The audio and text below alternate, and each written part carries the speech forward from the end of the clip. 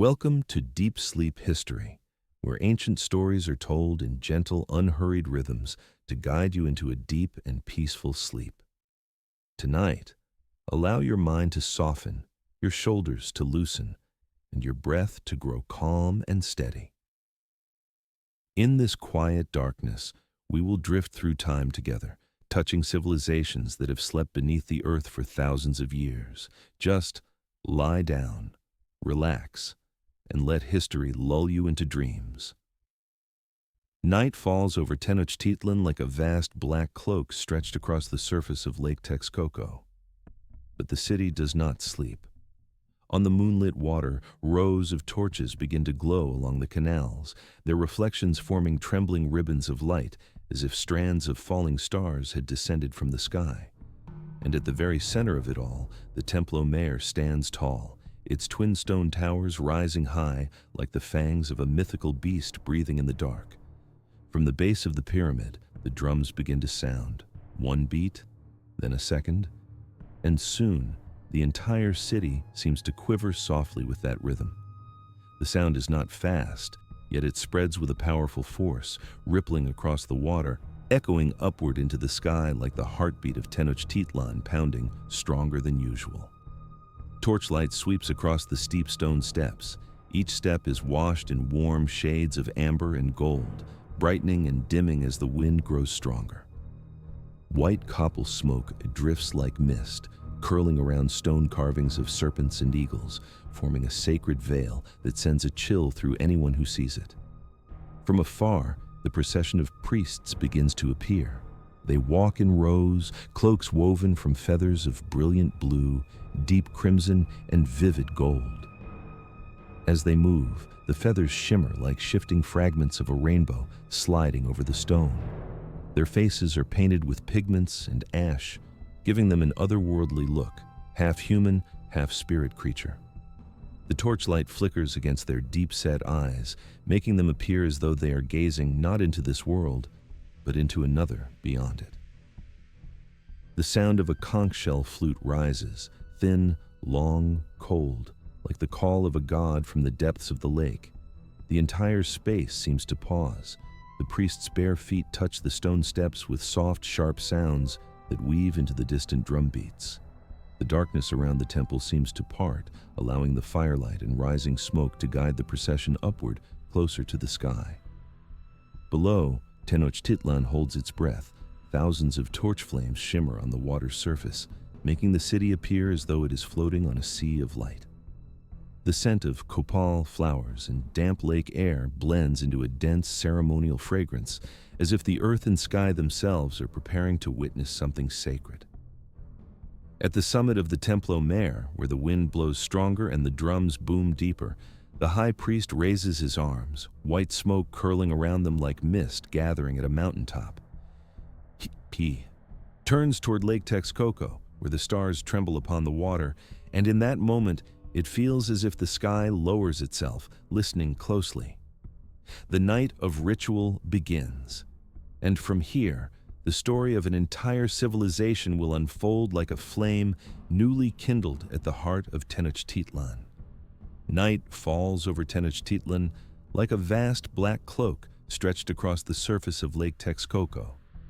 But the city does not sleep. On the moonlit water, rows of torches begin to glow along the canals, their reflections forming trembling bands of light, like strands of stars slipping down from the sky.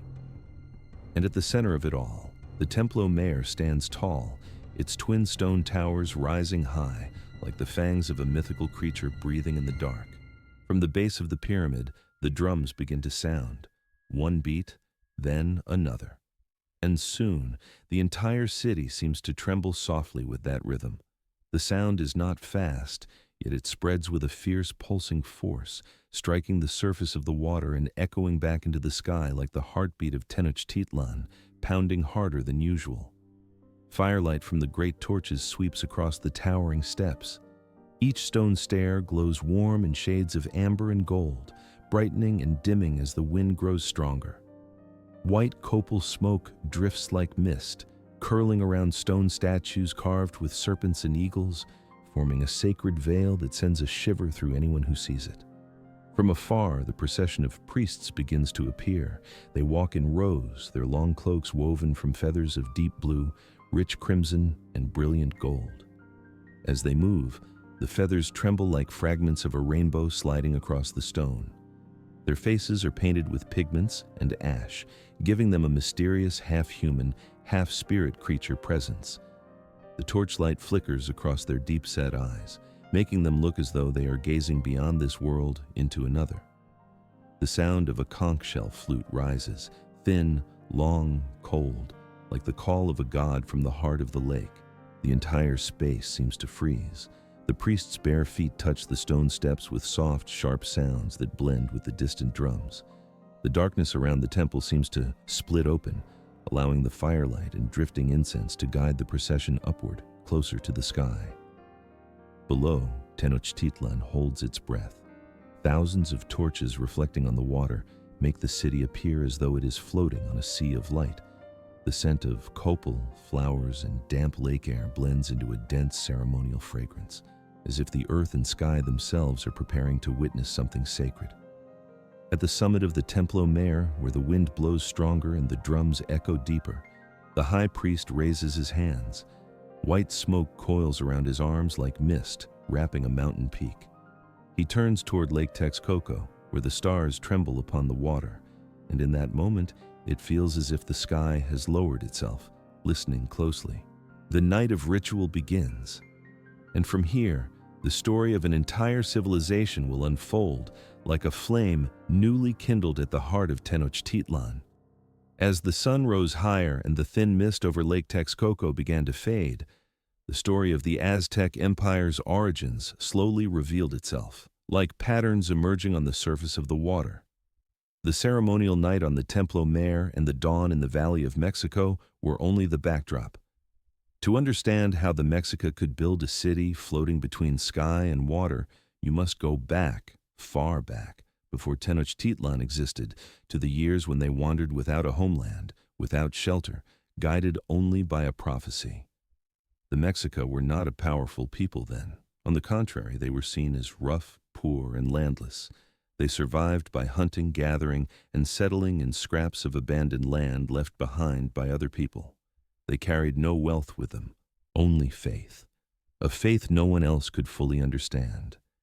They believed that the god Huitzilopochtli had destined them for a place to build their city, and the sign of that place would be the image of an eagle perched on a cactus, devouring a serpent.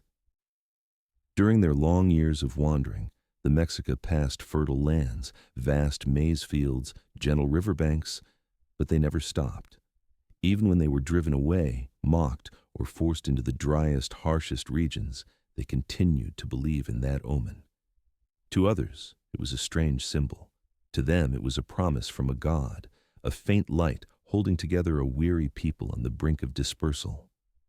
Some nights, they slept in barren lands, surrounded by distant howls of wolves, the moon shining on the faces of children curled inside thin animal skin cloaks.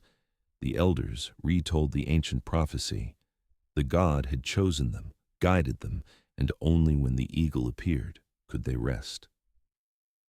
The children listened with wide eyes while the adults sighed softly. They did not know when the omen would come, only that they could not abandon it. Then one morning, as the sun cast a golden glow across Lake Texcoco, the Mexica stopped at a small island, so small that no one could imagine building anything upon it. Only reeds, mud, and a few scraggly bushes rose above the water. Yet what captured their attention was not the island, but a tall, dark shape standing among the reeds, an eagle, its wings spread wide, the sunlight catching its golden-brown feathers so that it looked like a flame burning in the middle of the lake. And beneath its powerful talons, exactly beneath its curved claws, stood a cactus growing alone, its branches tilted upward as if reaching to greet the sunrise. In the eagle's beak, a serpent writhed in the bright morning light. In that moment, Lake Texcoco seemed to stop breathing. The wind fell still. The water ceased its gentle movement against the reeds. The Mexica stood silently, eyes wide, hearts pounding like the drums on the Templo. No one dared speak, afraid, to break the miracle unfolding before them.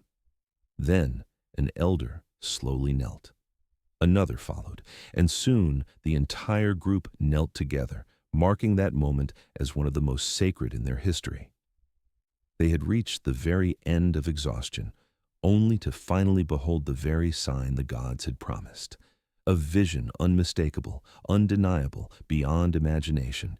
Eagle, cactus, serpent. Three elements merging to form the beginning of an empire, and from a place where most people would have turned away. Too harsh, too muddy, too impossible. The Mexicas saw a home. They chose to settle on the smallest, muddiest, most barren island, simply because the god had said it would be theirs. As they built their first reed huts, as their feet sank into the cold mud, they did not know they were laying the foundation for Tenochtitlan, the shining jewel of Lake Texcoco, the city that would leave even the Spanish breathless upon their arrival. From that omen, the story of the Water City began to grow, and soon, step by step, bridges, canals, markets, and stone terraces would rise from this very place. And that is where we move to the next part, where Tenochtitlan awakens like a living body, its own heartbeat echoing across the vast lake. As the image of the eagle perched upon the cactus remained imprinted in the Mexicas' minds, an unerasable sacred sign, they began to raise their first homes on that tiny island. Reeds were tied to the walls and wooden stakes were driven deep into the lakebed to hold the soil in place. Everything was crude, temporary, fragile. Yet night by night, season by season, with every distant heartbeat of the drums, Tenochtitlan grew. Not quietly, but the way a seed suddenly finds the exact patch of earth destined for it and bursts upward with a vigor no force can stop. From a small camp standing in the middle of the water, Tenochtitlan began spreading outward like ripples across the lake. The Aztecs created floating plots of land, piling mud and stone to form stable living spaces. Then they built bridges, then roads, and finally they raised structures that even Europeans, when they later saw them, could only stand speechless with astonishment. Tenochtitlan was not simply a city.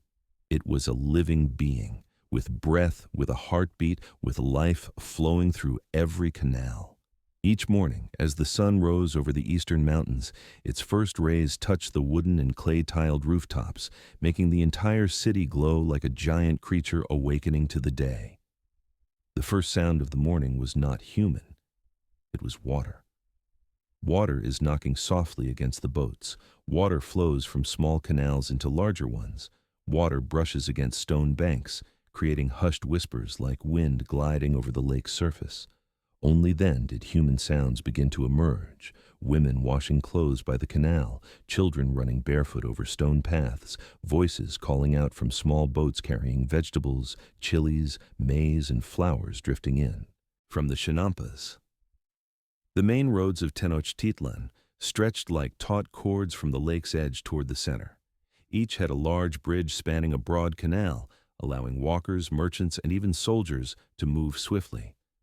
When the city needed defending, these bridges could be removed, instantly turning the city into a natural fortress, unreachable by invaders.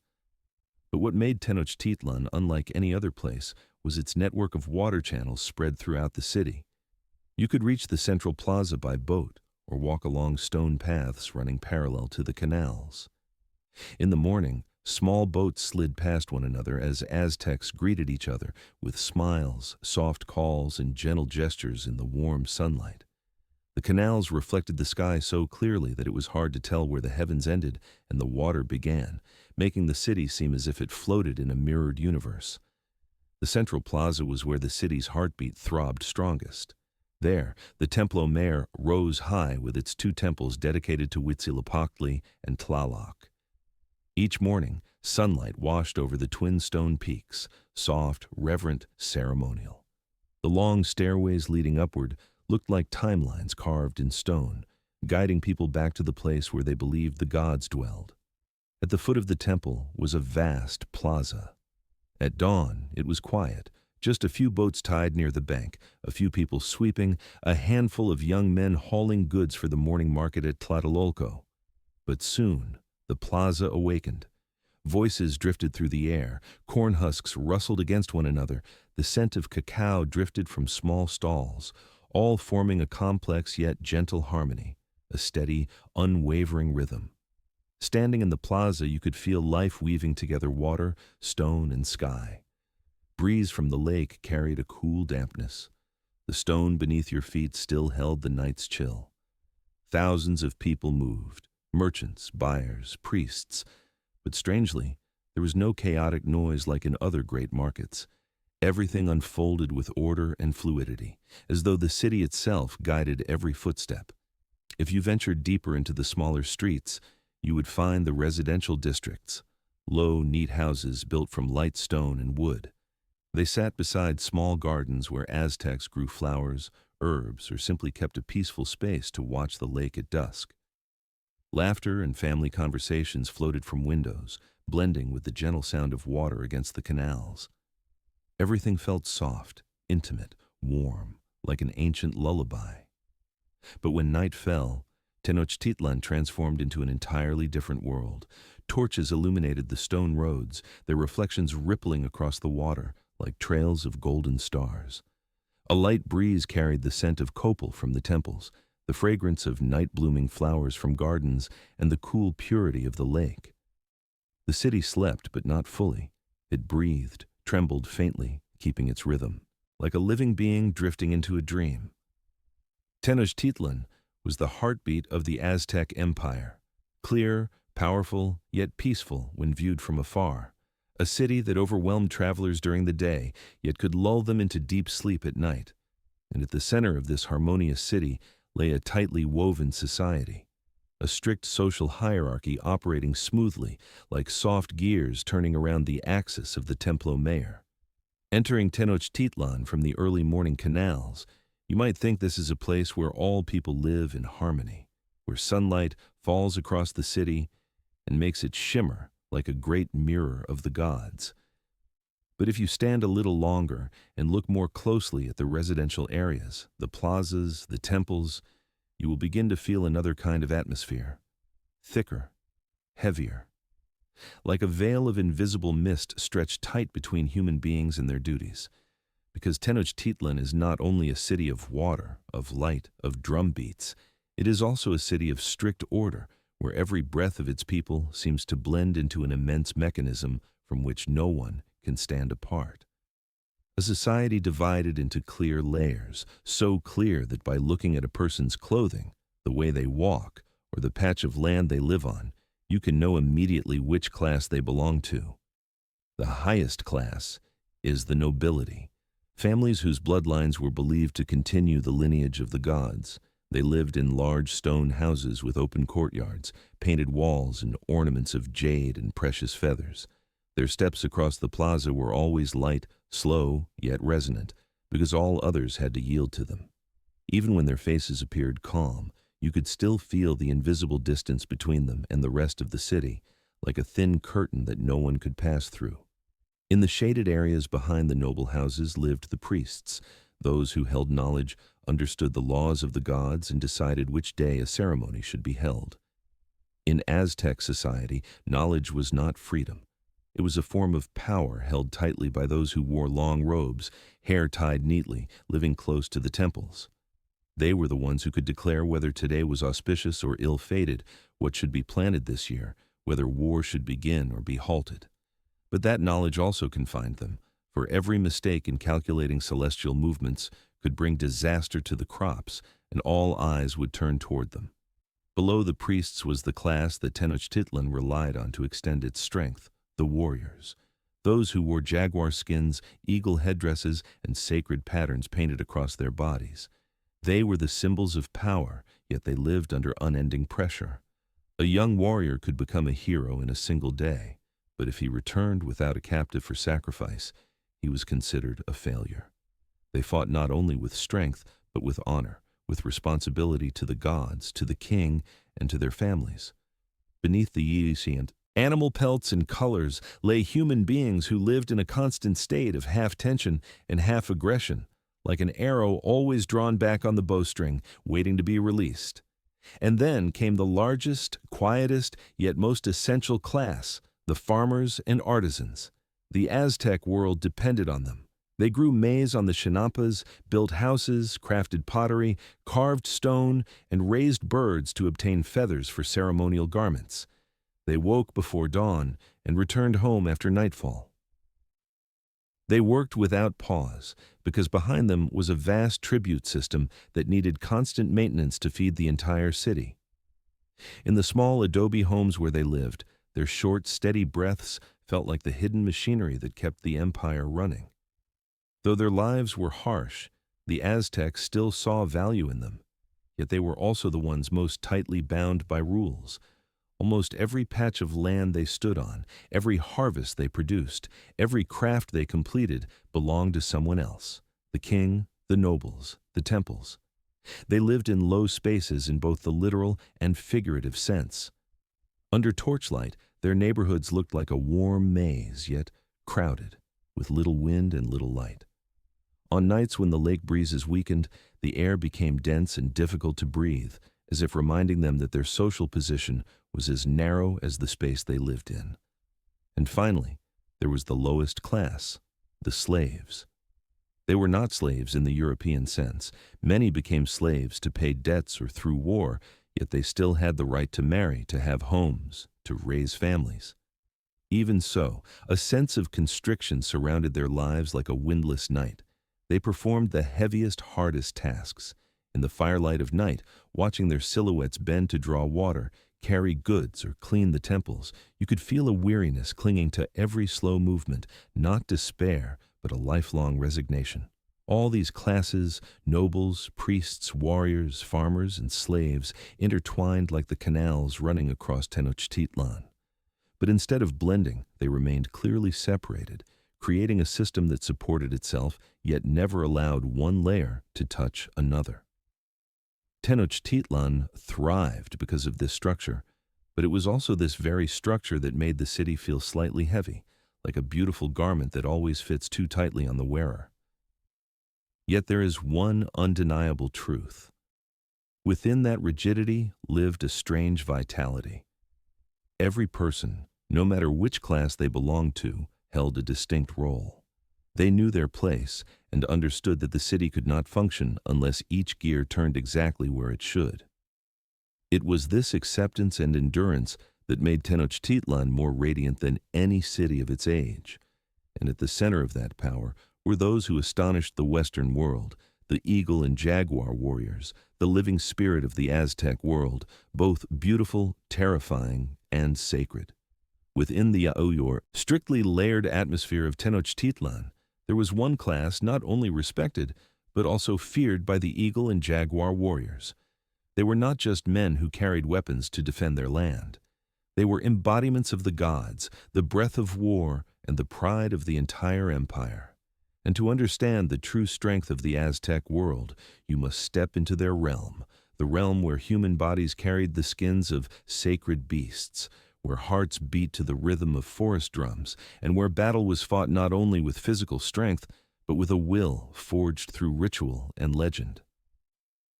When dawn cast its first light upon the steps of Templo, shadows began to move in the training courtyards. At first, it was only the soft sound of footsteps on stone, then the clashing of spears, the growing rhythm of breath. Every warrior trained as if standing before Huitzilopochtli himself, for to them, battle was not a choice. It was destiny appointed by the gods. And among their ranks, two groups stood out above all the rest: those who carried the spirits of the eagle soaring in the sky and the jaguar prowling in the deep forest. The eagle warriors wore golden garments, their arms and shoulders covered with brilliantly dyed feathers. Their helmets were carved wood, shaped into the open beak of an eagle, as if calling out across the heavens. When they moved, sunlight danced on their feathers, making them look as if they were burning, like rays of the sun falling to earth. They symbolized the power of the sky speed, far sight, and the deadly precision of a hunting beak. The jaguar warriors were their perfect contrast. They wore skins of black or spotted gold, their bodies painted with flowing patterns that mimicked the form of a stalking jaguar. Their helmets were carved into open jaws, sharp teeth glinting under torchlight. When they moved, there was almost no sound, not because they walked lightly, but because they had learned to merge with the darkness and become part of it. They were the spirit of the forest, silent, watchful, and merciless when needed. Their training was not only to strengthen the body, it was a ritual that bound human beings to their sacred animal guides. Drums sounded in slow, steady rhythms like the heartbeat of the empire. Within that rhythm, the warriors crouched, rose, turned, thrust their spears, and lifted their shields. Every motion was performed with absolute precision, like an ancient dance that existed long before Tenochtitlan rose from the water. For the Aztec people, warriors did not fight with weapons alone. They fought with honor. Because it was the warrior class that determined the rise and strength of the empire. Without them, there would be no captives for sacrifice. Without sacrifice, the sun would weaken and the gods would turn away. So warriors lived under a pressure no other class faced. Each time they marched to war, they carried two burdens: to win and protect the empire, and to return with captives, to sustain the cosmic cycle. This was why battle to them was not destruction, but a hunt. At midday, when the sun stood directly overhead and the training ground glowed with heat, the warriors did not stop. Sweat streamed down painted faces, blending with the sacred pigments into blurred streaks stronger than any symbol. They trained knowing that their bodies were gifts from the gods. Every muscle, every drop of sweat, every wound was proof that they deserved their place among the eagle and jaguar ranks. Their weapons, too, carried deep symbolism.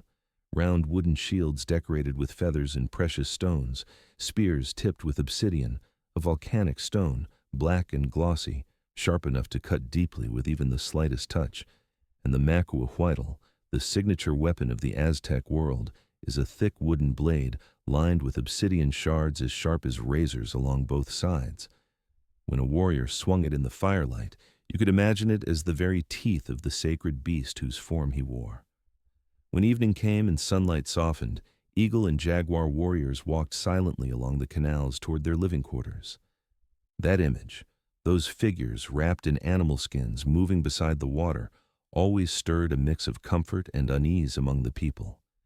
There was something about them that made breath catch in the chest, as if they did not fully belong to the human world. They were living stone pillars holding up the empire, yet also storms waiting for the moment to break open. When night descended upon Tenochtitlan, the warriors once again became part of the ritual. Under torchlight, the feathers of the eagle warriors caught fire in streaks of gold and red, while the jaguar warriors absorbed the light into their dark forms, becoming dense shadows that moved without sound. The ceremonial drums echoed, slow and deep, like a growl rising from the heart of the earth. In those moments, it felt as if the gods themselves were borrowing their bodies to walk among humans. And strangely, within all that fierceness, there was a soft beauty, a harmony between human and nature, between feathers, animal skins, earth-colored pigments, mist from the lake, and the pulse of drums created an aesthetic both wild and refined. Something so beautiful that one could not tell whether to gaze at it or fear it.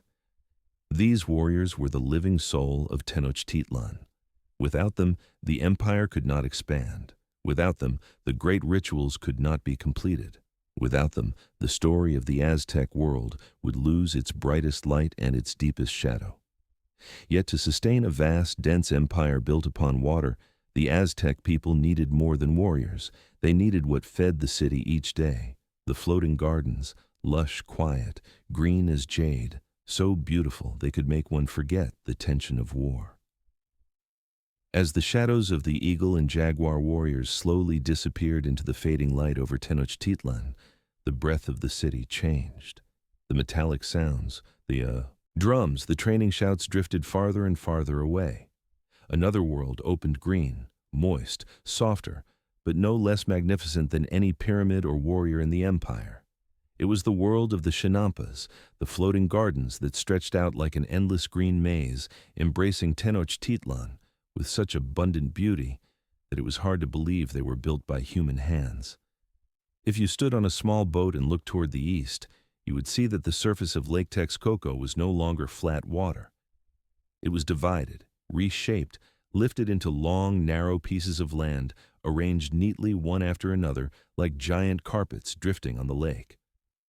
Hundreds, thousands of these strips formed straight lines, slanted lines, curved lines, bending around the water like a second city, quiet and deep green, lying parallel to Tenochtitlan. Each floating garden was only a few meters wide, tens of meters long, crafted through techniques so intricate that even the first Europeans to arrive had no idea how the Aztec people could create them in a salty, muddy lake. From afar, the Chinampas looked soft, like sheets of jade-colored silk, but up close you would realize they were feats of engineering. The Aztec people built them by driving wooden stakes deep into the lake bed in rectangular shapes. Then they wove reeds, bamboo, and willow branches into a base layer. After that, they scooped mud from the lake bottom, thick, dark mud so rich in nutrients that simply touching it released the smell of living earth. This mud was spread on the woven foundation, flattened and compacted. Layer after layer of earth, mud and tangled roots intertwined to create a floating garden as solid as real land. To anchor them, the Aztec people planted ahuejote trees along the edges, a relative of the water willow. Their roots pushed deep into the mud, looping through the reed base, gripping the soil like strong fingers holding onto the lake. Their tall trunks cast long shadows on the water, and the rustling leaves helped keep the gardens cool and moist. Thanks to them, the Chinampas never drifted and never broke apart. And once the soil was stable, life began to burst forward. Corn grew in straight lines, full golden cobs. Beans climbed upward, wrapping themselves around the corn like loyal companions. Red chilies dotted the green with tiny flames. Tomatoes hid in clusters beneath the leaves. Yellow squash lay scattered like tiny suns. And marigold flowers, the sacred blooms of ceremony, burst into brilliant gold patches that struck the eyes with unapologetic radiance. If you leaned close to the water, you would see an entire world beneath your feet as alive as the world above. Small fish slipping between willow roots, water birds strolling near the garden edges, blue dragonflies hovering over the lake surface. All of it came together to create one singular impression. This was a floating paradise. The Chinampas were not only beautiful, they were astonishingly productive. The lake, mud was so nutrient-rich that the Aztec people could harvest 3 to 7 crops every year. No European civilization at the time could do anything comparable. And because water constantly seeped through the soil, the crops on the Chinampas almost never suffered from drought. As you traveled by boat between the gardens, you would see hundreds of workers, yet none seemed hurried. The Aztec people considered tending plants a ritual, not mere labor. They bent gently, touched the earth with precise movements. They washed roots, picked flowers, and cut vegetables with the same reverence as if caring for a small altar of the sun god. Every glance revealed how deeply they belonged here. Earth, water, plants, clouds, all merging into one. But the most abundant moment was when the produce boats left the Chinampas in the morning. On the boats, baskets of corn piled high. Giants of red chilies glowed like hundreds of tiny flames. Golden flowers stacked in layers reflected on the water like a path of light. The scent of damp earth, blossoms, and freshly cut greens drifted through the air, carrying their freshness into Tenochtitlan. As the boats passed through the wide canals, you could see the entire empire being nourished by these floating lands. No warrior went to battle hungry. No ceremony lacked flowers or sacred herbs. No household was without food. The Chinampas were the gentle, persistent heart of the Aztec world. When evening came, the sun gilded the long rows of willow trees. The lake turned to the color of burning copper. The last boats drifted past the gardens. A soft wind carried the sound of reeds brushing together, a whisper like a lullaby. The Chinampas sank into darkness, but still radiated a quiet living energy, an embrace from nature itself. Without the Chinampas, Tenochtitlan could not exist. Without the Chinampas, warriors could not be strong, rituals could not be complete, and markets could not thrive. They were the wonders the Aztec people did not build from stone, but from their deep understanding of earth, water, and the natural world. And from that harmony, The Aztecs created a complex system of gods shaped by cycles where everything, from the sun to the smallest drop of rain, moved with its own rhythm. As the sun slowly slipped behind the rows of willows on the Chinampas and the lake water shifted into a deep violet blue, another kind of breath rose from the heart of Tenochtitlan. It was not the breath of earth, nor the breath of water, nor the breath of human beings. It was the breath of the gods, a low hum spreading across the lake like a whisper stretched through centuries. If the Chinampas were the heart that nourished the empire, then the gods were the pulse of the universe. The Aztec people walked, worked, fought, loved everything under the vast shadow of the deities, watching them from the sky, from the rain, from the ground, from the breeze that drifted across the lake. Stepping into the mythic world of the Aztec was like passing through a doorway into another dimension. Everything moved in cycles, in circles, in the endless repetition of creation. The Aztecs believed that the universe was not created once. It was born and died many times, each time with a new sun. And the world they lived in was only the fifth sun, a sun that could vanish at any moment if the gods demanded its energy to be replenished. Because of that, every dawn over Lake Texcoco was not simply a sunrise. It was a moment paid for by countless prayers and offerings. Without the balance between humans and the gods, the sun might stop. The god of the sun was Tonatiuh, the radiant golden face behind the sunlight, a god who was always hungry and always needed energy to continue his eternal journey across the sky. Tonatiuh existed only if humans fed him, so the ritual of blood offering was born from the belief that human energy was the fuel of the sun. When you rode away from the Chinampas at night, the moon shimmering on the lake surface, you could imagine Tonatiuh drifting above, looking down at those floating lands, waiting to see whether humans still remembered his presence. But Tonatiuh was not the only one. The Aztec cosmos was so complex that every small thing in life, rain, thunder, fire, corn, war, and time, was ruled by a sacred being. In the early mornings on the Chinampas, when dew clung to the corn leaves, the Aztec remembered Tlaloc, the god of rain. They believed Tlaloc lived in the mountains, his blue eyes watching the fields, deciding the harvest of the entire empire. Tlaloc was not gentle. Rain could be a blessing, but it could also be a wrath that drowned the gardens.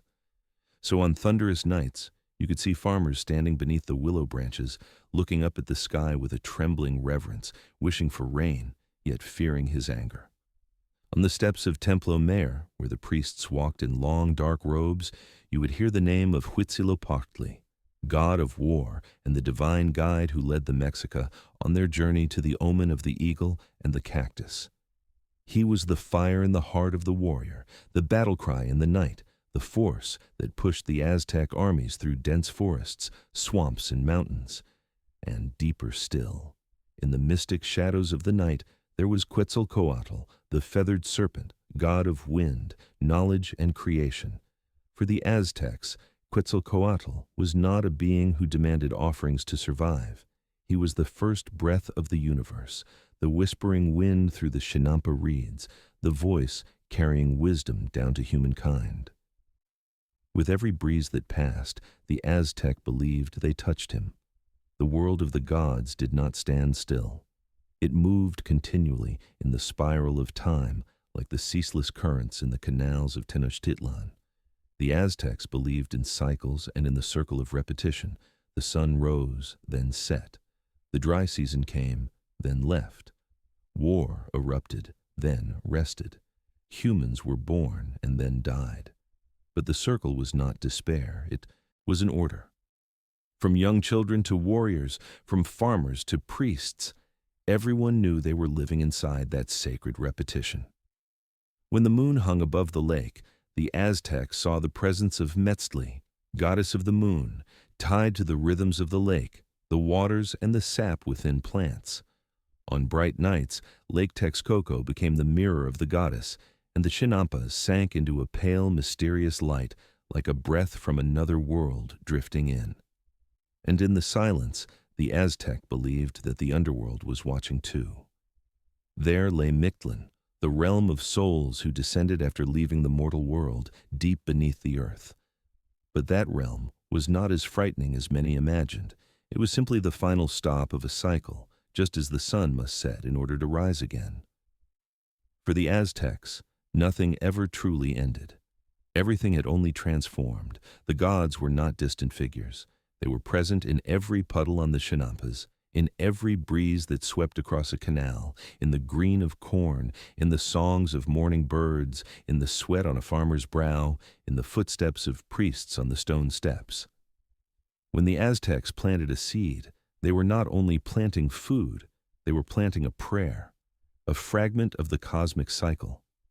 When they burned copal, the white smoke rising carried more than fragrance, it carried messages. Whispers sent to Tonatiuh, to Tlaloc, to Quetzalcoatl, drifting upward like slow smoke leaving Templo. For the Aztecs, the universe was not a vast emptiness. It was a living network, an immense body where humans were only tiny cells, and yet those cells knew how to maintain balance, and because of that, a particular kind of ritual, the rituals of offering, became the way to keep the heavens from collapsing. From this sacred world of the gods, we move into the next part, where humans connected with the divine through their own blood, not out of violence, but because they believed the universe needed them to exist. As the story of the world of the gods still drifted quietly through the air, from the copal smoke to the breeze slipping through the willow roofs of the Chinampas, Tenochtitlan stepped into another moment deeper, heavier, where humans and gods met in a ritual that for the Aztec people was not horror, but the thread that kept the world from dissolving. For the Aztecs, the universe was not stable. It was as fragile as a gem resting in the palm of a god. The sun rose each morning only because humans remembered to pray. Rain fell on the fields only because the voice of the priests still echoed in the night. And if those rituals stopped, if the connection between heaven and humans were severed, they believed the fifth sun would collapse, leaving the sky empty and the earth drowned in darkness. Within that belief, the ritual of offering was not an act of savagery, but a sacred responsibility, a form of giving and receiving between humans and gods, a cycle to maintain life. On the night before the ritual, Templo was not loud.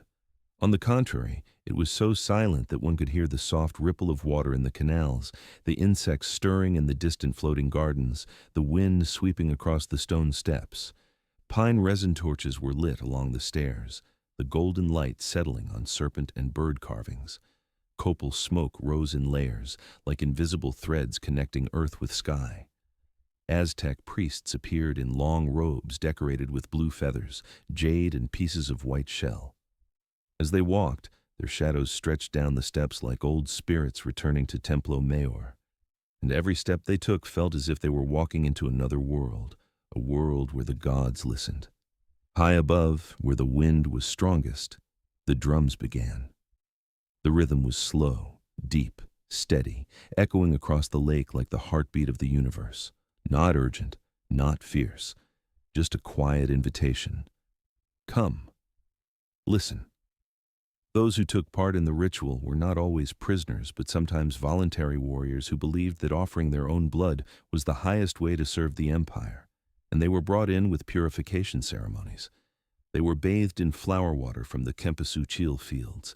Their hair was anointed with corn oil, their bodies brushed with the fragrance of burning herbs. The Aztecs believed that a person had to become pure before meeting the gods. They were not offered. They ascended, becoming part of a greater cycle. Standing on the high steps beneath the torchlight, the faces of the priests were not rigid. On their skin, the flames danced, awakening ancient patterns drawn in red pigment and charcoal. They lifted their eyes to the sky, whispering old words, asking for balance for the sun, the rain, the harvest, and the souls of the Aztec people. Then, the ritual began, not with shouts, but with slower drum beats. Each beat dropped a sound into the lake, making the water tremble. The copal smoke grew thicker, swirling into silver ribbons that brushed against hair, clothing, and skin. The offering of blood in its lighter, more common form was done with obsidian spines or cactus thorns. The king, the queen, and the priests often offered part of their own blood, the tip of the tongue, the ear, or the arm. The blood soaked into sheets of amytal bark paper, then was burned to send directly to the sky. In that smoke, the Aztecs believed the gods received their offerings like receiving letters or messages. But the great ritual, the rare and most solemn one, was the offering of the heart. For the Aztecs, the heart was not just a part of the body. It was a small sun. A miniature version of Tonatiuh dances inside each person's chest. And when that small sun was given to the sky, it carried the life of the human into the universe. Not horror, but a sacred moment. A moment of transition. The Aztecs did not cry or cover their faces. They stood still, eyes lifted to the high steps where the priest raised the offering, to the sky. Everyone breathed slowly, as if they were part of a balance greater than themselves. No one felt it was an ending. For them, it was a return. And right after the ritual, the most important part took place: purification. The priest burned more copal. The participants released flower petals into the water. Small boats drifted away, carrying offerings, prayers, and a sense of relief, as if the entire empire had been renewed. The offering rituals changed according to the season. The rainy season required offerings for Tlaloc. The dry season called for Tonatiuh. During war, the Aztecs offered to Huitzilopochtli, but no matter which ritual, the feeling was always the same. The empire was safe for one more day. For the Aztecs, nothing came without exchange. The sunrise was not guaranteed. The rain was not guaranteed. The green cornfield was not guaranteed. Everything was a negotiation with the gods, and the ritual of offering was the language of that negotiation. When the ritual ended, Templo Mayor returned to silence. The torches dimmed. Copal smoke dissolved into the wind like thin silver clouds. Lake Texcoco reflected the night sky black, deep and full of stars like souls gazing down. The Aztec descended the steps and returned home, carrying the feeling that the world had been stabilized, that the order of the universe had been maintained, and that tomorrow the sun would rise again over their floating city. But to understand how they kept the rhythm of time, how they watched the sun, the moon, and Venus to know when rituals must be performed, we must look to another mystery. The two Aztec calendars are the rhythm of time itself. After the ritual nights at Templo Mayor, when the copal smoke faded and the drums remained only as echoes in memory, Tenochtitlan returned to its quiet rhythm. The rhythm of an empire that believed everything from sunrise to the coming of rain was wrapped within a system of time set by the gods since the dawn of creation. The Aztecs did not simply live by the cycles of the sun and moon. They lived by the breath of the universe, a breath measured through two sacred calendars, the 260-day Tonopohualli and the 365-day Xiuhpohualli. These two calendars did not operate like two parallel paths, but like two divine gears locked together, turning slowly yet steadily, creating the rhythm that the Aztecs walked upon each day. For the priest standing on the high steps of Templo Mayor in the early light, Tonalpohualli was not just a sequence of days, it was the book of the gods where every day held a sacred meaning tied to a deity and a symbol. One day might carry the energy of wind, another the sign of serpent, of jaguar, of water, of flower. No day was like any other. No two energies are ever repeated in the same way. Each day was a different breath of the universe, a different heartbeat of the divine. The Aztecs believed that every important decision, the choice of a leader, the beginning of a war season, the start of a major ritual, had to be guided by Tonalpohualli. Priests sat in dark rooms, the only light coming from a bowl of glowing embers, releasing the scent of copal, their hands slowly tracing the table of 20 symbols combined with 13 sacred numbers that formed the mysterious 260-day cycle.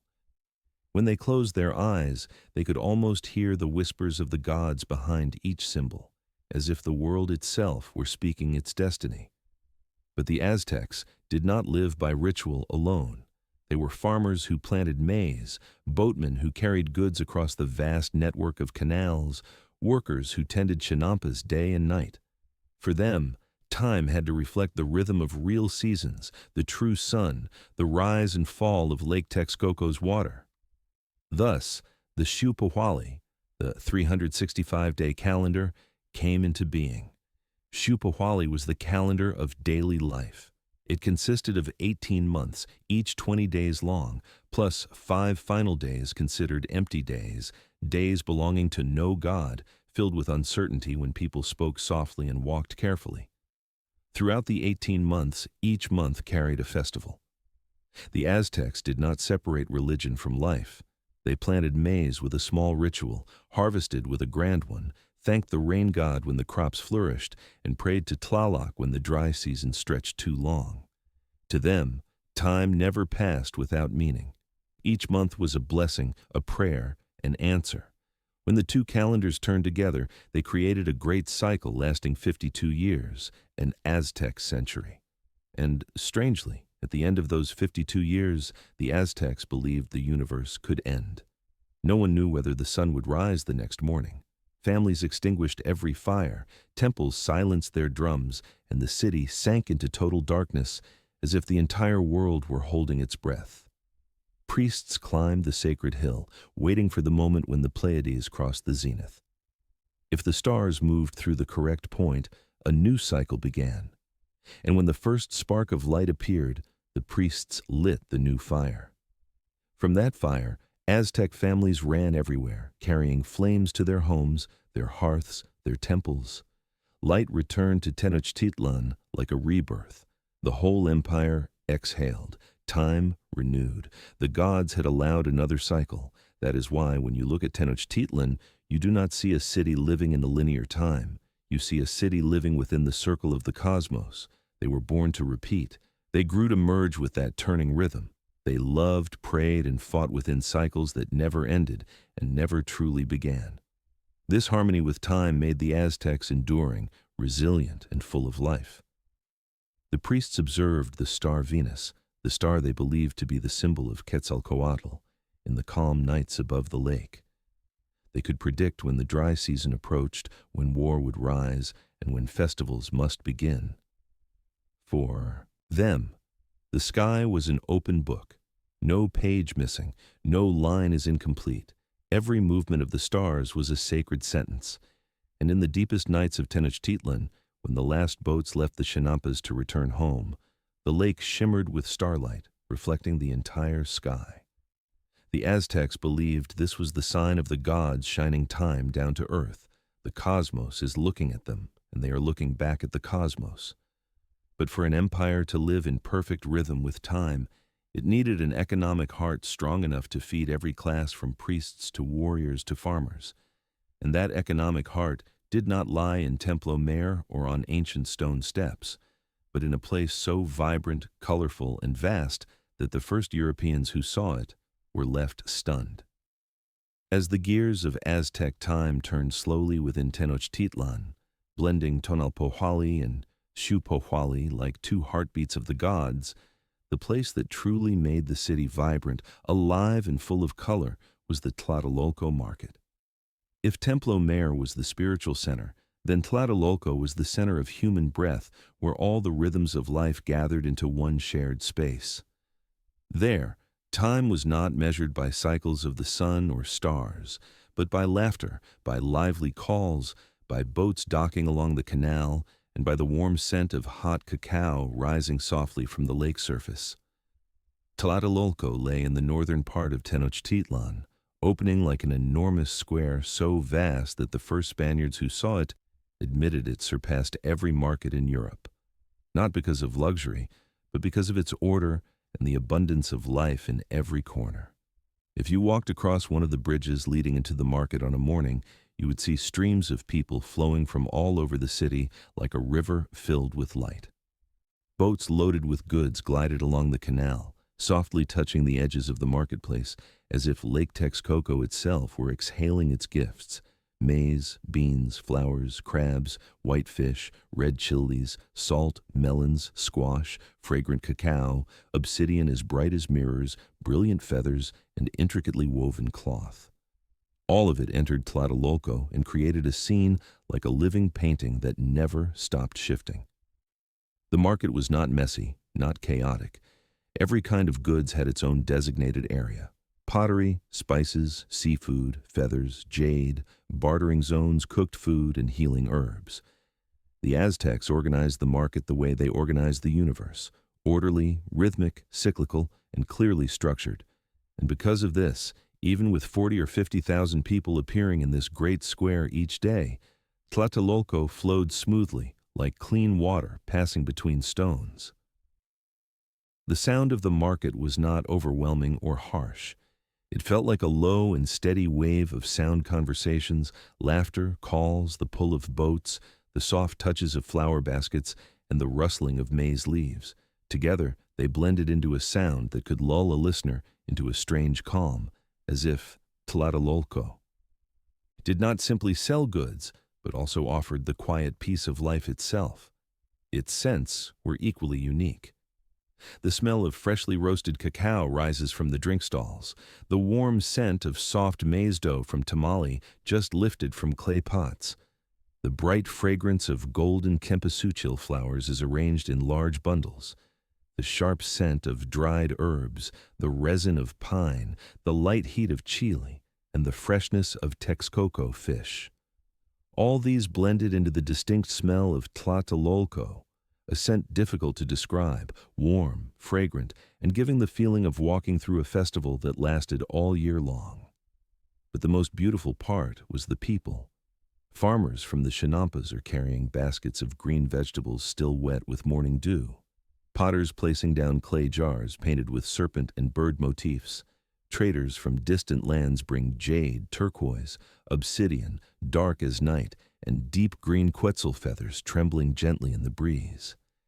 Each person carried their own story, but within the marketplace they blended into one shared story, the story of life turning in a steady rhythm beneath the sun. The Aztecs had an entire legal system for the market.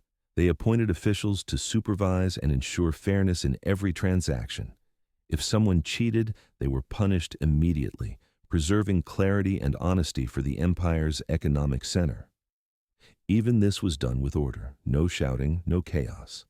The Aztecs believed clarity was the foundation of trade, and because of this, Tlatelolco existed in a strange balance between liveliness and calm. At noon, sunlight poured across the great square like honey. Feathers glowed brightly in that light. Obsidian stones shone like fragments of the night sky broken into pieces, and cacao pods gleamed like small suns. Tlatelolco was an open treasure. It was the place where the Aztecs could feel the prosperity of the empire with their eyes, their nose, their ears, and their hands. A place where each step landed on the breath of thousands of people who came to exchange, to connect, to sustain life. And when evening came, the market did not vanish immediately. It quieted. The light shifted into a soft orange. Voices softened. Boats came again to the canals to carry what was left back home. In the sky, the first small stars appeared, reflecting across the lake's surface. Tenochtitlan slowly sank into calm, and Tlatelolco returned to silence like a heart that had just completed a long and deep beat. In that stillness, the Aztec knew that tomorrow the market would open again, live again, pulse again, and bring prosperity to the entire empire, just as the sun repeated its duty every dawn. And just as Tlatelolco was the economic heart, Aztec art was the sharp and intricate soul that reflected their deepest nature. After leaving the Tlatelolco market, with the scent of cacao still lingering on your hands and the glimmering green of jade objects flickering in your memory, you begin to realize that Aztec art did not live only in the goods traded in the square. Their art flowed through every step, every wall, every mask, every bronze bell, every ceremonial garment, every weapon. It was not made merely for decoration. It was the language of the cosmos, the way the Aztec recounted their history, explained their gods, and carved their identity into stone, bone, wood, feathers, shells, and materials that modern people can scarcely imagine being transformed into works of art. The most remarkable feature of Aztec art was the perfect blend between the cold sharpness of stone and the softness of vibrant color. The Aztecs did not carve stone with iron blades. They had no iron. They carved it with obsidian, a volcanic glass, black and sharp as a surgeon's blade. The edges of obsidian could be thin enough to reflect light like a mirror. When an Aztec artisan lifted a shard of obsidian, they were not simply cutting stone, they were slicing through layers of time. You can imagine them sitting on the ground under the windy sky of Tenochtitlan, gently smoothing the surface of basalt or andesite, then cutting tiny, precise lines so delicate that Europeans once believed such work had to be made with metal. But no, every mark was made by hand and by eyes sharpened through generations. And it was this sharpness of obsidian that created masterpieces such as the Mask of Xiuhtecuhtli, with its turquoise fragments fitted together like the scales of a dragon, or the Mask of Tlaloc with its round eyes and open mouth as if calling rain from the sky, or the Mask of Tezcatlipoca, the deity of the smoking mirror, assembled from obsidian so polished that you could see your own face reflected in it, as if gazing into the underworld itself. Each mask was not only art, it was a doorway between human beings and the divine. One glance at them could make you feel as if you were being drawn into their razor-fine lines, where the light reflecting off each gemstone was not natural light, but the glow of ancient stories the Aztecs left behind. But the Aztecs were not only masters of stone, they were the greatest artisans of featherwork, a form of art lighter than wind yet enduring through centuries. If stone was the spirit of the earth, feathers were the breath of the sky. The Aztecs believed that the feathers of the Quetzal, the emerald green bird with a long, soft tail like a ribbon of light, were gifts from the god Quetzalcoatl. For this reason, the artisans known as Amantecatl created feather cloaks, feather shields, and feather crowns as light as clouds. When sunlight touched them, they erupted into moving rainbows. A feather crown was considered a symbol of power, and during great ceremonies, you could see the Aztec king standing on the steps of Templo like a radiant bird welcoming the sun. Their featherwork was so refined that the first Spaniards could not understand the technique behind it. Each delicate strand of feather was cut with obsidian blades, fitted together, with natural resin, forming feather mosaics so rare that only a handful survive in the world today. Each mosaic was like a gust of wind frozen in time. Their pottery and sculpture deserve equal awe. Aztec pottery did not show the flowing patterns of Maya ceramics, but instead carried a strength and sharpness like the faces of their war gods. Their sculptures often bore ceremonial forms, ranging from small figures that fit in the palm of the hand to statues as tall as a person. These statues did not smile. They were not gentle. They stared forward with large, round eyes and open mouths as if calling out to the whole world. It was a gaze not of humans, but of gods. Some statues took the form of coiled serpents, symbols of Quetzalcoatl. Some appeared half human and half animal, embodying primal strength. Others depicted mighty women, such as the goddess Coatliqui, mother of Huitzilopochtli, wearing a skirt of serpents and a necklace of skulls, her entire form embodying destruction and rebirth. Under torchlight, these statues could make one shiver not from fear, but from the sense of standing before something beyond human understanding. Aztec art was remarkable not only for its craftsmanship, but for its dense symbolic language. Every carved line had meaning, every color carried energy, every shape represented an ancient tale, a natural phenomenon, or a principle of the universe. They did not create beauty without purpose. They created beauty with a soul. Even everyday objects carried the breath of the divine. Obsidian knives, small shields, bronze bells that rang softly in festivals, and bone hairpins were all decorated with symbols that made ordinary life feel both familiar and sacred. When the sun set over Tenochtitlan and splashed red light across stone walls, the Aztecs saw the shadows of jade masks, obsidian mirrors, feather garments trembling in the night breeze, and stone statues casting long silhouettes as if pulling ancient stories alongside them. Their art did not simply stay still. It lived, it breathed, it entered every moment of life as a manifestation of the divine. And just as art contributed to the soul of the empire, music and festivals were the rhythm that kept the Aztecs spiritually alive, a world where drums, flutes, voices, and torchlight wove into nights of shimmering mystery. When the glow of sunset washed over the carved stone walls and the jade masks began to shimmer as if lit from within, another rhythm awakened in Tenochtitlan. If Aztec art was the language of the gods, then music and festival were the heartbeat of the people, a heartbeat powerful, vibrant, yet never stripped of its sacred weight. And when night fell over the lake, Tenochtitlan did not sink into silence. It opened, like a flower blooming in darkness, releasing fragrance, light, and ancient sounds that echoed in the human spirit, like a call no one could resist. The Aztec Empire had no metal instruments, yet that did not prevent them from creating harmonies. So strange and overwhelming that the first Europeans to hear them were stunned. The deep voice of the huehuetl drum, the wooden heartbeat of the teponaztli echoing like the breath of the earth, bone flutes that sang high like wind slipping through temple stones, clay whistles that screamed with sharp power, and shell trumpets that carried the sound of the ocean into the heart of Lake Texcoco. Together, they formed music, both primal and enchanting, as if composed by the wind, the water, and the stone of this land. An Aztec festival did not begin with a shout, but with the first drumbeat, a deep, slow pulse, far-reaching, striking the ground and making the lake ripple. Jaguar and eagle warriors, dressed in resplendent ceremonial garments, stepped into the great plaza. Feathers of blue, red, and brilliant gold quivered with each beat.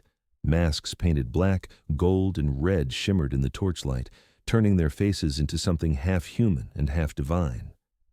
The Aztecs did not dance for entertainment. They danced to open the door between worlds. As the drums intensified, the dancers moved in circles, their steps strong and steady, imitating the path of the sun across the sky. In their hands they carried strings of shell beads, each gentle swing releasing soft sounds that intertwined with the deep drums. The circle widened, then widened again like the breathing of a giant creature. Torches flickered along with the movement, light gliding across stone statues and stretching their shadows into long figures that seemed to dance with the living. Aztec music did not come from instruments alone.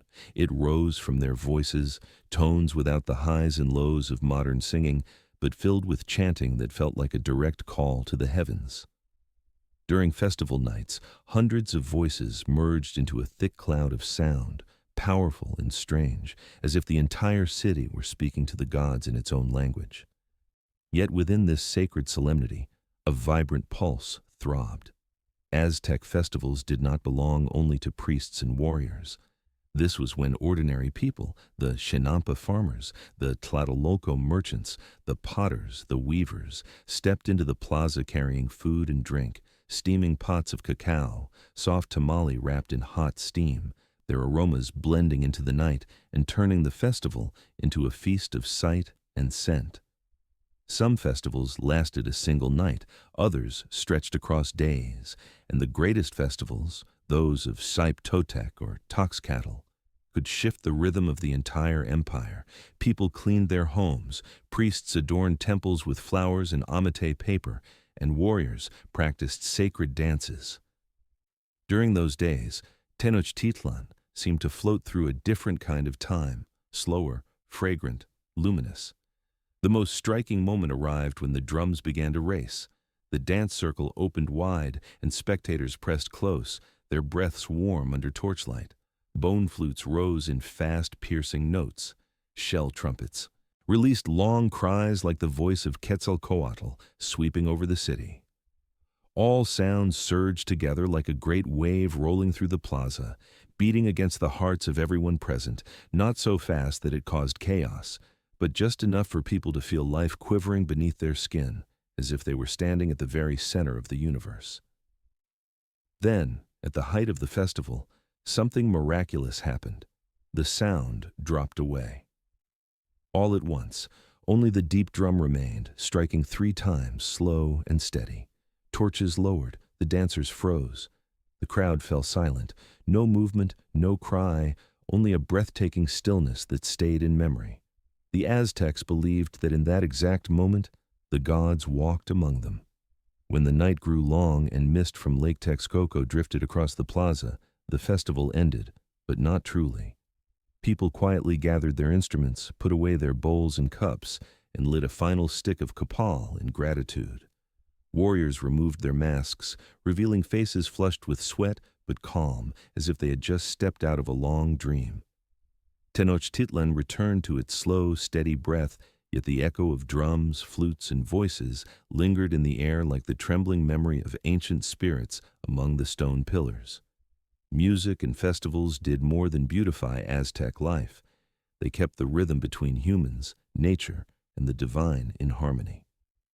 Each festival was a small spiral of time, a miniature world where everything came together: light, sound, color, breath, heart. And after those vibrant nights, the Aztec returned to daily life, but not an ordinary life. They had a unique medicine system, both natural and spiritual, offering healing and tranquility through temazcal, through herbs, through steam and ritual. After nights of festivals filled with firelight and drums, when mist from Lake Texcoco began to drift softly across the canals, the Aztec returned to another world, a gentler one, the world of healing. This empire was not powerful only because of its warriors or its rituals. It also possessed a refined system of medicine using hundreds of herbs, heat, water, stone, and purification rites to keep the body, the spirit, and the universe in balance. For them, illness did not come only from the body. It came from a disrupted rhythm between human beings and the divine. And to restore that rhythm to its rightful place, they turned to the Ticatl, the wise healers who knew plants as intimately as the lines on their own hands.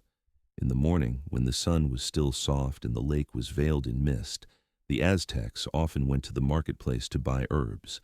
Bundles of fresh green leaves hung in thick clusters, dark green epazote for stomach pain, the soft white petals of yoloxochitl, the heart flower for heart ailments and sleep, bright gold cempasúchil to calm the spirit and reduce fever, la coldioxyhuitl for stubborn coughs, or Aztec patli to soothe the mind.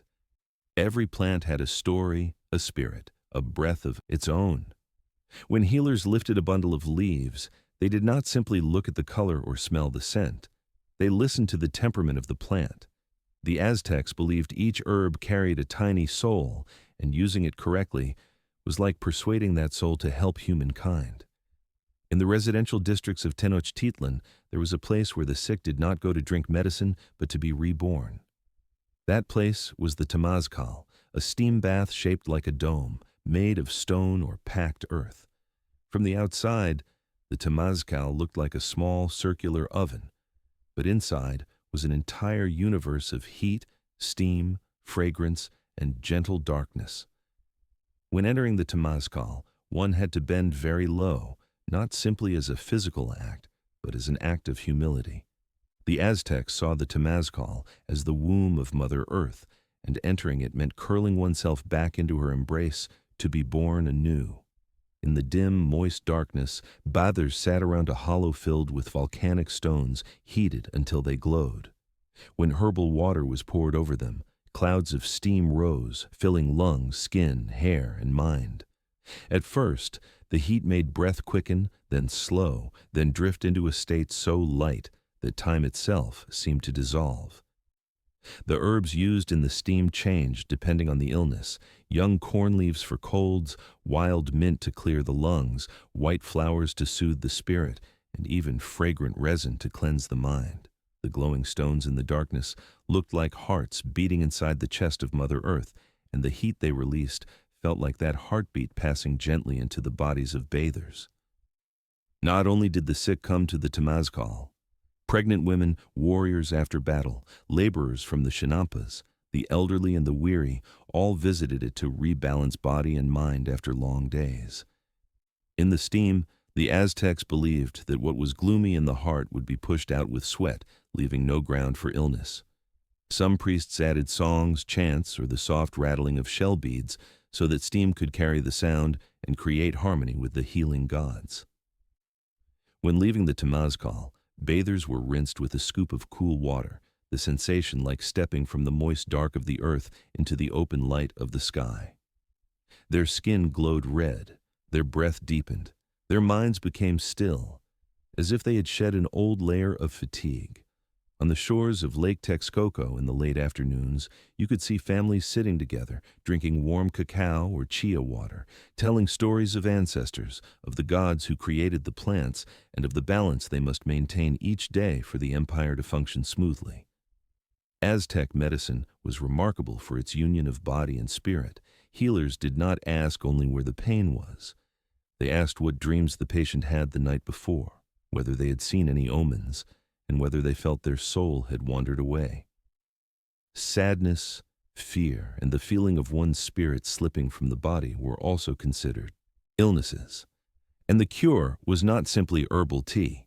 It might include small rituals, burning copal, placing cool obsidian stones on the forehead, or sweeping the body with bundles of leaves to brush away unwanted energy. Many Aztec remedies grew from patient observation of the natural world, which tree bark healed battle wounds fastest, which roots eased childbirth, which resin stopped bleeding, which seeds fought fatigue in long journeys. They saw the body as part of the world, and illness simply as the body's rhythm falling out of harmony with the rhythm of the heavens. This system of medicine did not stand apart from spirituality or from daily life. It lived in the lullabies mothers sang to their children, in the warm breath of the temazcal, in the scent of herbs from Tlatelolco, in the sound of water gliding past the floating gardens, in the slow breath of people resting by the lake after a long day. And through this gentle union of knowledge and belief, the Aztecs sustained a vast empire on the water, where disease could spread easily, but was kept in balance by ancient wisdom. Yet while healing kept the bodies of the people strong, another structure kept the empire itself strong, the tribute system, a wide network of offerings and obligations that connected dozens of distant lands to the heart of Tenochtitlan, like roots feeding the trunk of a great tree. After the gentle warmth of the temazcal and the scent of herbs still lingering in the air of Tenochtitlan, as the lake mist once again drifted across the water and the willows along the Chinampas bent softly in the wind, another pulse of the empire beat steadily, a pulse that the Aztec could feel no matter where they stood in the Valley of Mexico. This was the tribute system, a vast, intricate network spanning hundreds of cities, towns, and regions, making Tenochtitlan not only the heart of one people, but the heart of a world so large it is almost impossible to imagine. To speak of the Aztec Empire without speaking of tribute is like describing Lake Texcoco without mentioning the water. Tribute was its essence, its foundation, the reason this empire grew so prosperous in such a short but powerful span of time. From the western mountains to the low forests of the east, from the dry valleys to the deep jungles, every region under the triple alliance of Tenochtitlan, Texcoco, and Tlacopan sent offerings at regular intervals, steady as the beat of a colossal heart.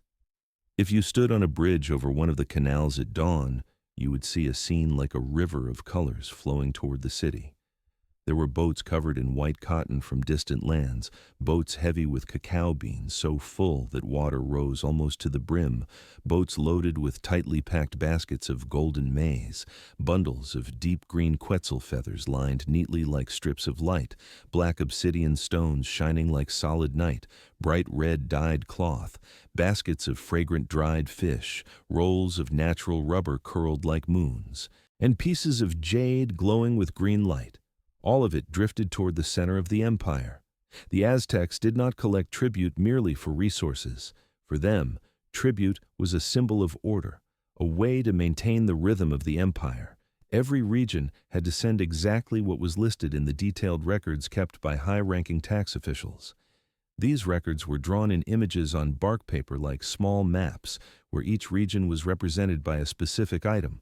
A shield, a bundle of peaches, a bird, a garment, a pot of honey. Everything had its place, like the stars in the sky. On major tribute days, Tenochtitlan's great square was filled with people. Retinues carrying offerings formed long lines, their clothing shimmering with color. Some groups came from hot lowlands with cacao and feathers. Others came from the cold highlands with salt, precious stones, and thick woven cloth. Still others arrived from the deep forests with rubber, honey, and rare fragrances. When all these groups gathered in the same square, it felt as though the entire Aztec world had shrunk into a single moment, a single point where all roads of power met. But what was remarkable was that although this was the center of authority, there was no chaos. Everything unfolded with a strange quiet, not a heavy silence, but a respectful one. The Aztecs understood that these offerings were the lifeblood that sustained not only the city, but every ritual, every festival, every warrior, every monumental structure. Thanks to tribute, Tenochtitlan could build temples, support armies, and maintain its complex networks of education and ceremony. For the people of conquered regions, tribute was not always a burden. In many cases, they received protection, the right to trade in Tlatelolco, and the chance to take part in the flourishing economy of the alliance. Loyal regions were treated gently, while rebellious ones owed more a form of adjustment that the Aztec believed necessary to keep the universe in balance. Tribute boats moved in a very particular rhythm. Large boats traveled in the center, smaller boats on the sides, rowers moving with synchronized strokes that let the craft glide across the water without a sound. Each paddle dipped lightly, scattering reflections that made the lake seem to tremble. As the boats approached Tenochtitlan, the stone silhouette of Templo emerged through the mist like a spine of the world, guiding every resource toward the heart of the empire. When offerings were placed in the square, the tribute officials recorded each one, every basket, every bundle, every jar, every bale. No mistakes, no confusion. This system worked with such precision that even the Spanish later were astonished by how organized the Aztec Empire was, a level of order that many European states at the time had not yet achieved. And it was not only material goods. Some regions sent people, warriors, craftsmen, and feather artists. These individuals were vital pieces of the Aztec Empire, sustaining its army, its art, and its rituals. The empire did not only want resources, it wanted skills, spirits, a bond that could not be severed. In the eyes of the Aztec, tribute was not simply an act of coercion. It was the way each region affirmed its place in the cosmic order, like stars that follow their own orbits to keep the sky from collapsing. When a region rebelled and refused to send tribute, the Aztecs believed they were disturbing the sacred balance and needed to be corrected. And it was this very tribute system that fed the Aztec army, a force that fought not only for land, but for the preservation of the empire's cosmic orbit. That strength allowed the Aztecs to expand, but it also created underlying tension, something that would become painfully clear when the Spanish appeared. Yet before reaching that turning point, we must pass through a different moment, a moment when the Aztecs first witnessed something never before seen on the waters of Lake Texcoco. Strange white sails rising on the horizon. As the tribute system flowed as smoothly as the water channels threading through the Chinampas, and the Aztec Empire continued breathing with the rhythms of festivals, markets, and sacred ceremonies, something very light, so light no one noticed at first, began to shift in the air of Tenochtitlan. It did not arrive like the beat of a drum or the flash of a brilliant bird, but like a strange breeze. A breeze from the east, from the sea, a place the Aztecs seldom visited. This wind carried a sharper salt scent than usual, a cooler breath, as if a distant part of the world had slipped quietly into the Valley of Mexico. The Aztecs were familiar with omens. They read the sky, the mist, the wind, as if reading their calendar. They knew when Tlaloc promised rain, when Quetzalcoatl sent a breath of wind across the earth.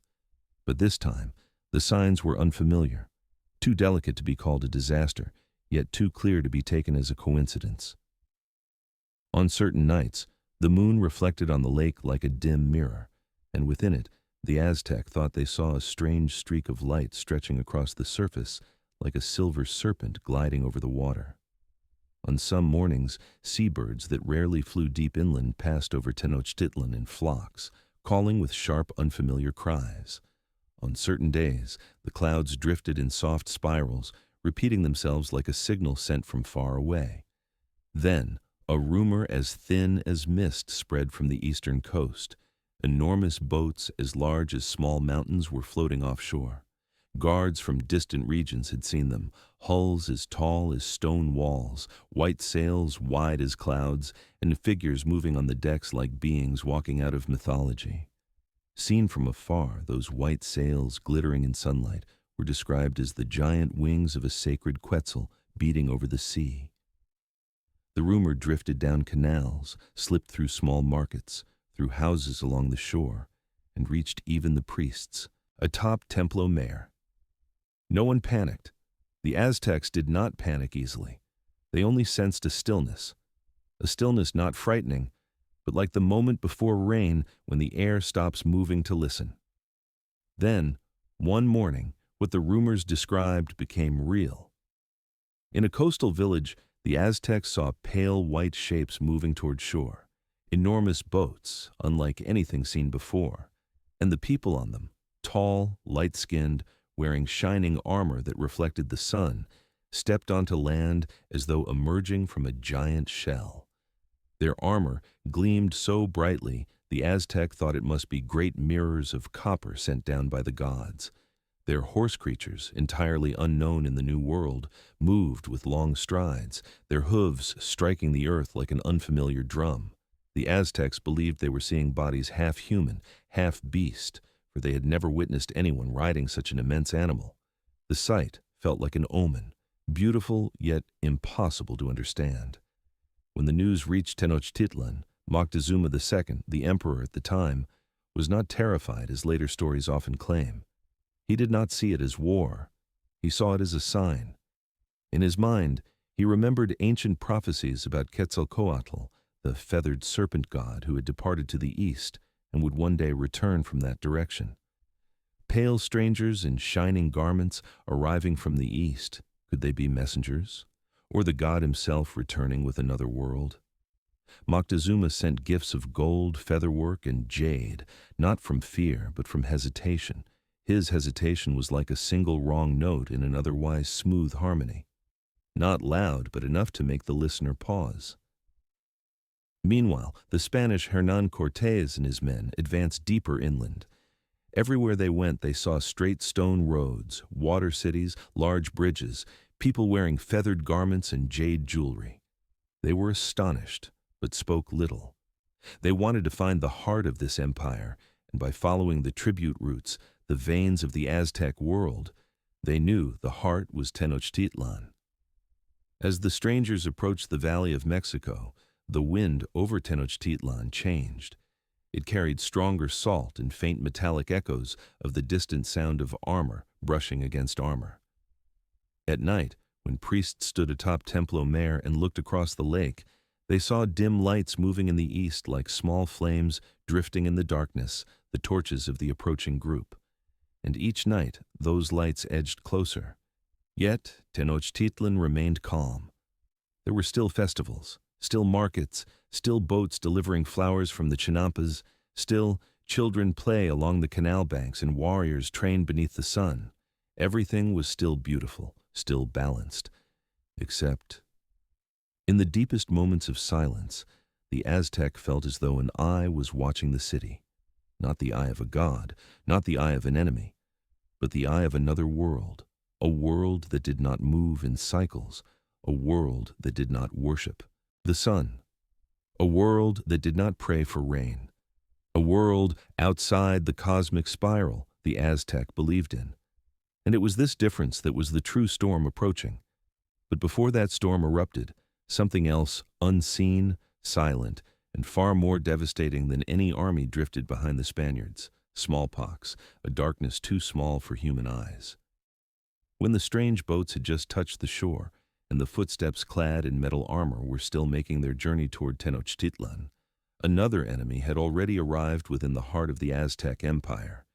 There were no hoofbeats, no clattering armor, no shouts of warriors or warning drums, only a faint burning on one person's skin, then a tiny dot appearing on an arm, and a day later, their whole body covered in swollen blisters like poisonous bubbles. And then smallpox spread as swiftly as the wind. Wind from the east carried something unfamiliar, but no one expected that within that wind hid an invisible death. The Aztecs had no immunity to this disease. They had never seen it, never heard it described in any codex. No god in their pantheon was familiar with such an illness, and when it began to spread, it moved faster than any army that had ever walked the stone roads of the Valley of Mexico. At first, it was only a few sick people in the coastal region where the Spaniards first landed, then dozens. Then the people carrying goods, the boats bringing provisions, the ones hauling salt, the men rowing along the canals, all carried the shadow of the disease without knowing it. In every town they passed through, smallpox planted its quiet seeds, and within only a few weeks, the Valley of Mexico began hearing soft cries from houses made of adobe, from cramped rooms, from the small huts along the canals where farmers slept after a day on the Chinampas. Festival drums still sounded, but woven among them were dry coughs, broken sobs, and shallow breaths. Then one night, when Lake Texcoco was flat like a black mirror and the moon cast a pale silver glow, the entire city heard the heavy whispers from the surrounding lands.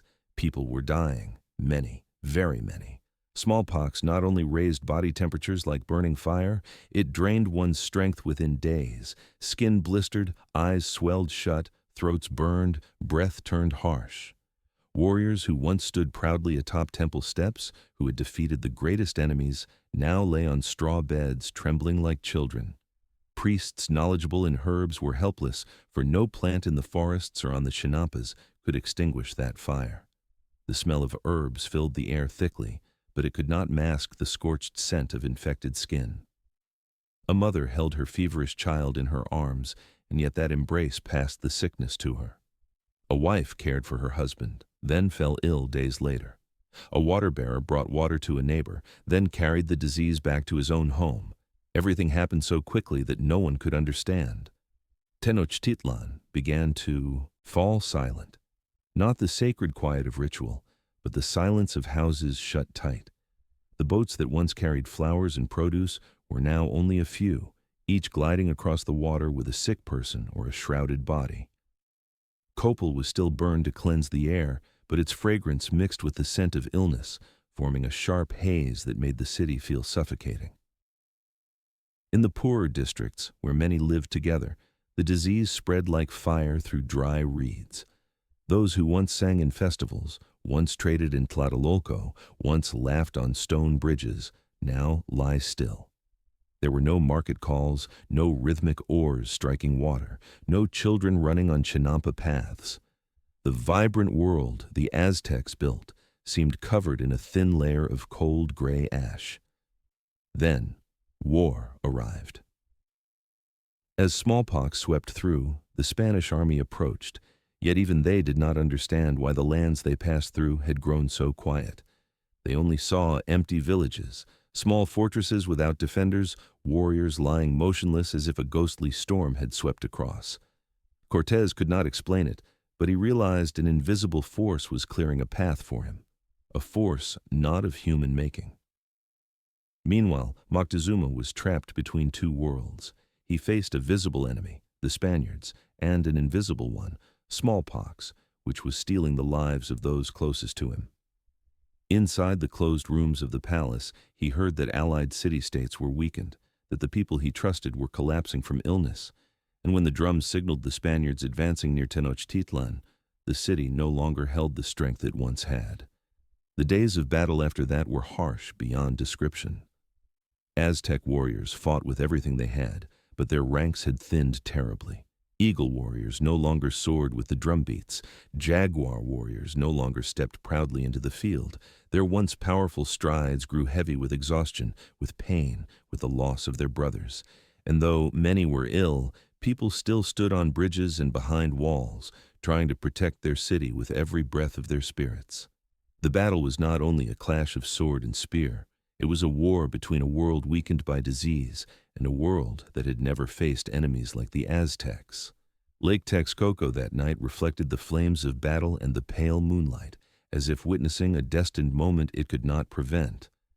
When the first battles ended and the illness crept deeper into every household, the Aztecs understood they were standing before a turning point no priest had ever foretold, no calendar had ever marked. A collapse unfolding quietly but inevitably, as gentle as leaves falling onto the lake surface, yet as heavy as the heartbeat of Tenochtitlan, slowing one beat at a time.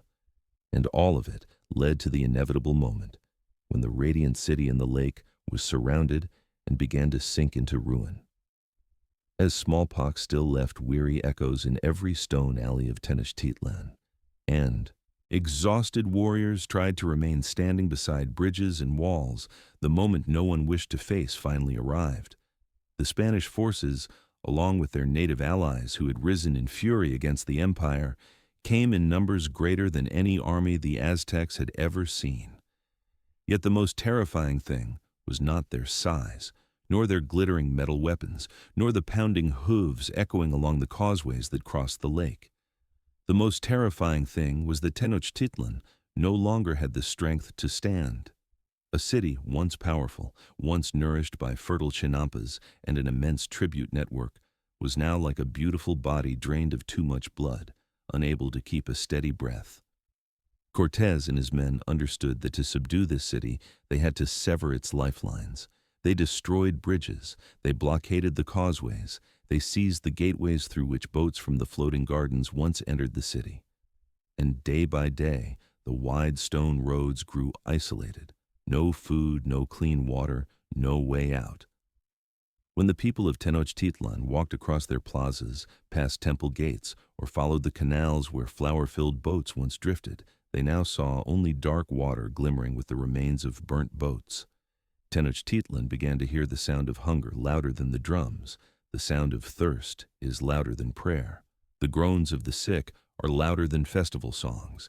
And when the city lost the rhythms that had given it its soul, silence slowly draped itself over every wall, every temple, every bridge. The Aztec warriors still fought. They threw spears from windows, ambushed from rooftops, and pushed the enemy's boats into the water.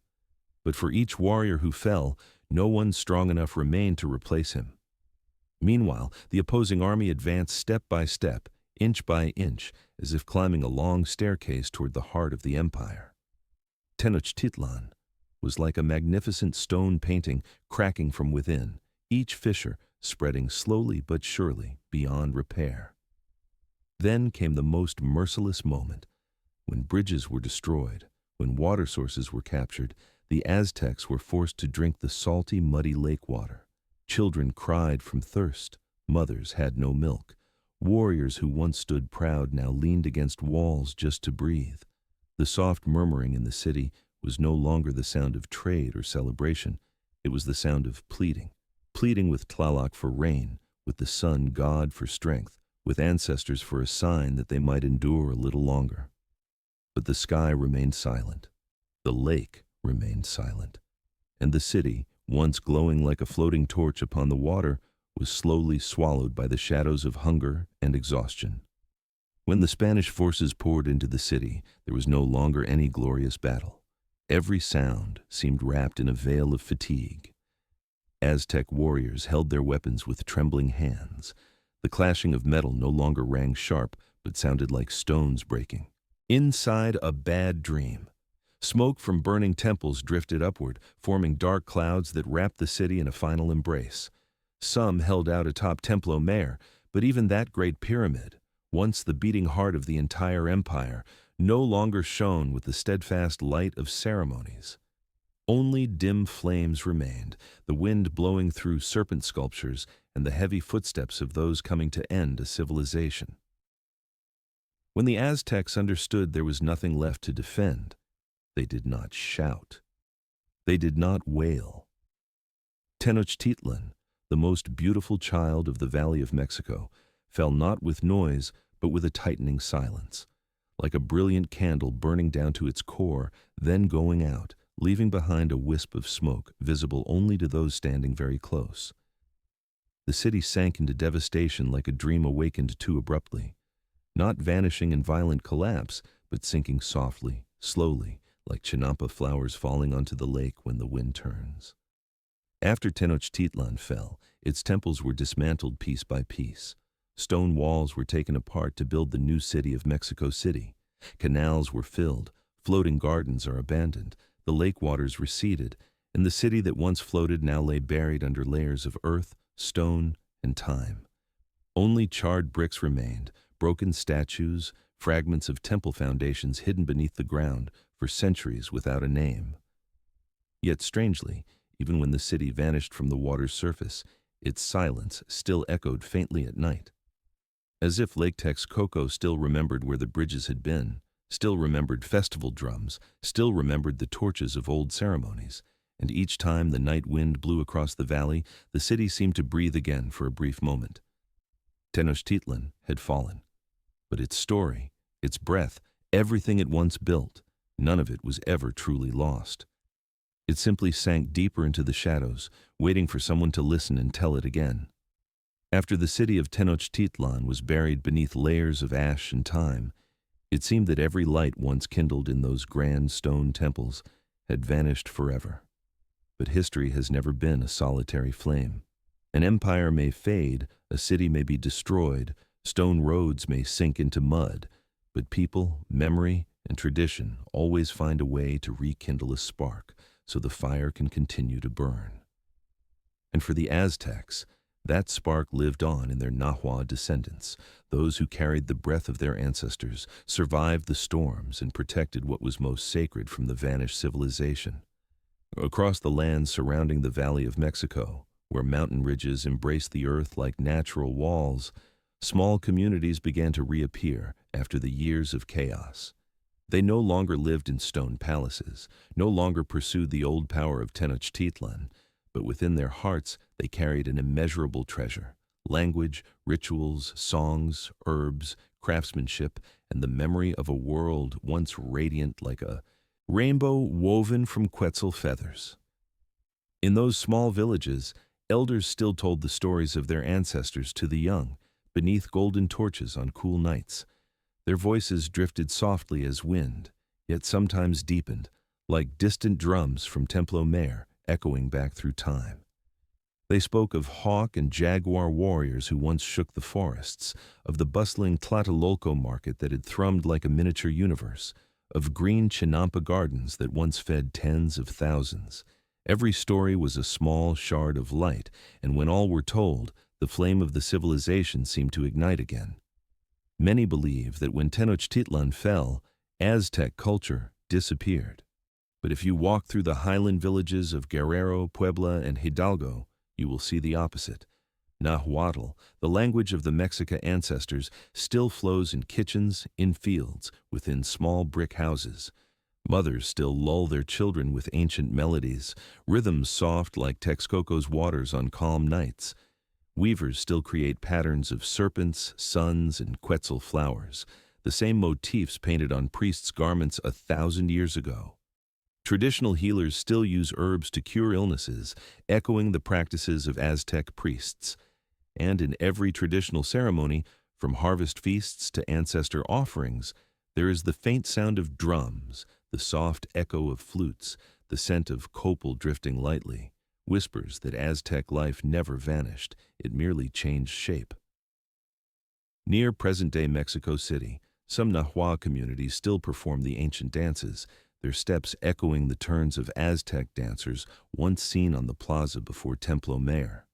They wear vibrant feathered headdresses, bells tied around their ankles, and when they dance, the bells ring with the drums in a rhythm so powerful you can almost see the past rising onto the modern stones. This is not imitation. This is a continuation, proud, unwavering continuation. The Nahua keep their ancient foods as well: hot atole in the morning, chocolate thick and spiced with chili, tamales wrapped in corn leaves, roasted maize with a fragrance reminiscent of old festival days. Sitting around a fire, the scent of cacao blending with the aroma of corn creates a feeling of deep familiarity, as if you were resting inside a home beside a floating garden of ancient Tenochtitlan. Some families still grow maize in the traditional way, without iron tools, without modern techniques. And each time a stone hoe touches the soil, the sound carries something very old, very deep, very Aztec. What makes the Nahua descendants remarkable is not only their preservation of customs, what makes them admirable is their preservation of spirit. Not the spirit of conquest or war, but a spirit resilient as mountain rock, gentle as lake wind, bright as a rising sun after a long night. Even though the empire vanished, though temples were destroyed, though stone roads were buried, they still rose, still lived, still spoke the language of their ancestors, still passed on their stories, still held festivals, still burned copal as a greeting to the old gods. In every village, in every season, in every dawn, you can see their presence. An elderly Nahua woman weaving under warm sunlight, her hands trembling with age yet soft as water. A child who learns Spanish at school but speaks Nahuatl with his grandmother at home. A young man practicing traditional steps, bells on his ankles ringing with every movement. A man lighting candles before an ancestral altar, placing a golden marigold on the wooden surface, a reminder to departed souls that they are not forgotten. The Aztecs lost their empire, but they kept their blood, their breath, their soul, and it found a way to live on through these people. A civilization never disappears as long as the last person who remembers it is still alive. And the Nahua descendants, through their everyday lives, their fireside stories, their village festivals, their inherited language, keep that flame burning warm, steady, enduring, like a torch protected beneath the palms of many generations. That is why we can say, even though Tenochtitlan sank beneath water and stone, the Aztec civilization never vanished. It simply shifted from a bright flame on a temple's summit to a gentle glow in small homes, in candles, in songs, in kernels of maize.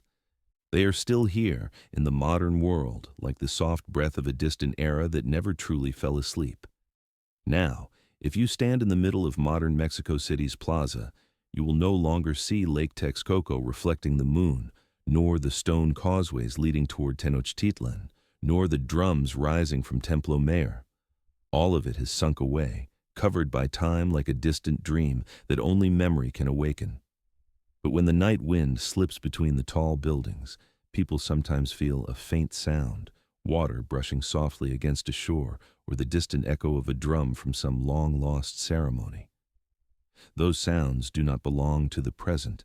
They belong to a past that is still breathing beneath this ground. The Aztec civilization has passed, but its traces have never truly disappeared. It lives in every surviving stone, in the Nahuatl language still spoken each day, in the scent of copal rising from village festivals, in every shard of jade, every dance step, every whispered story carried across generations. And if you close your eyes, you may see Lake Texcoco return, calm and wide like a great mirror of the sky. You may see the shadow of Templo Mayor floating through the mist, hear the soft dip of paddles on water and the faraway drum beats pulsing like the heartbeat of a civilization that has never really slept. The story closes, but the dream of the Aztecs still remains, waiting for you to step into it whenever night falls.